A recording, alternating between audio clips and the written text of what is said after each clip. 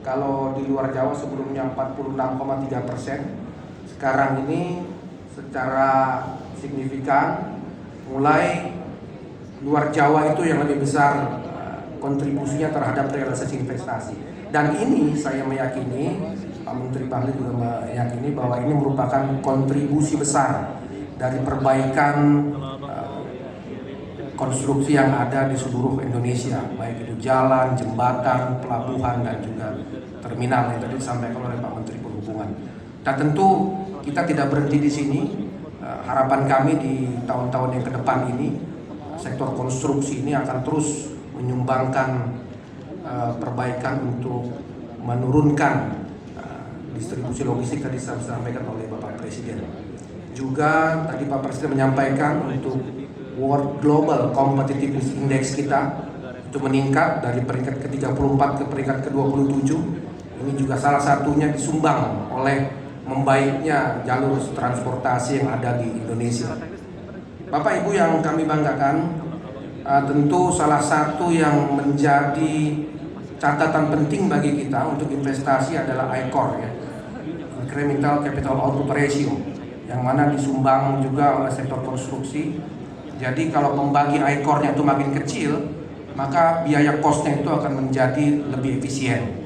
Dan sekarang dengan ICOR kita yang 6,4, ini sebenarnya masih menjadi satu gambaran bahwa sektor konstruksi ini masih sangat dibutuhkan untuk bisa menekan ICOR kita sehingga investasi yang masuk di Indonesia itu nanti akan menjadi lebih efisien.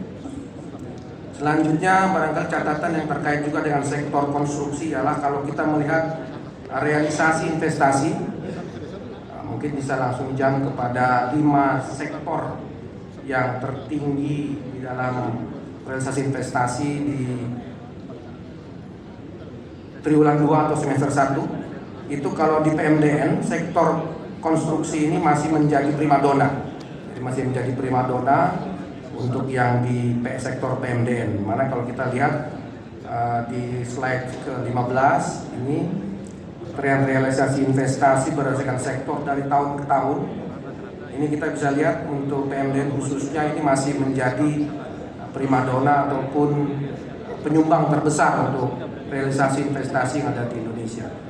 Jadi tentunya dengan dikukuhkannya anggota Gapinsi periode yang baru ini, kami berharap tentunya para anggota Gapinsi nanti bisa mengkonsolidasikan anggota-anggotanya di daerah dan bisa berperan kontribusi positif untuk mendukung pembangunan di daerah dan juga sektor investasi yang ada di masing-masing provinsi dan kabupaten kota. Di sini agak dinginnya, di luar panas.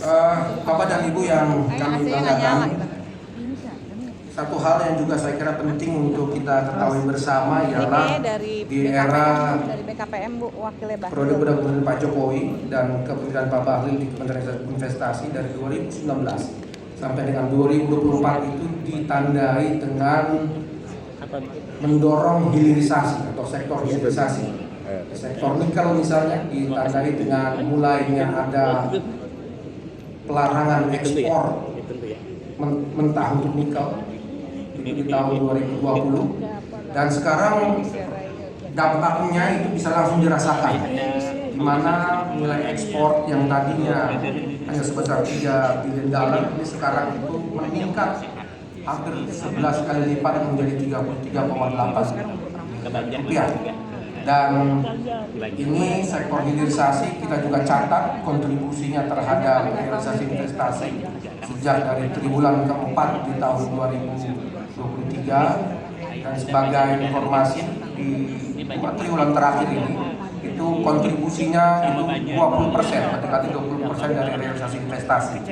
Total yang kami catat selama 1 semester ini sepanjang tahun 2024 itu ada 181,4 triliun kontribusi dari sektor hilirisasi.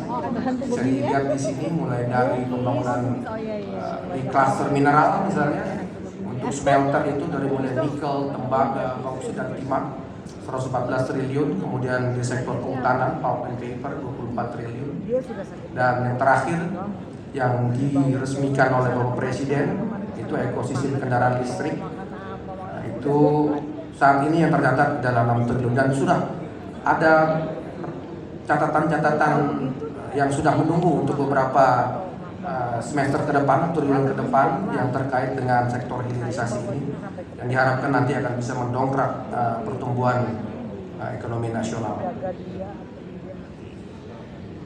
Barangkali ini yang bisa kami sampaikan sebagai pemantik diskusi dan juga mungkin sebagai bahan diskusi bagi kita semua. Sekali lagi kami mengucapkan selamat kepada Ketua dan Sekjen dan seluruh Ketua dan pengurus daerah Gavensi yang dilantik. Semoga sekali lagi kolaborasi kita untuk bisa menjadikan investasi sebagai lokomotif pertumbuhan ekonomi dan juga pencipta lapangan pekerjaan bisa terus berlanjut di waktu-waktu yang akan datang.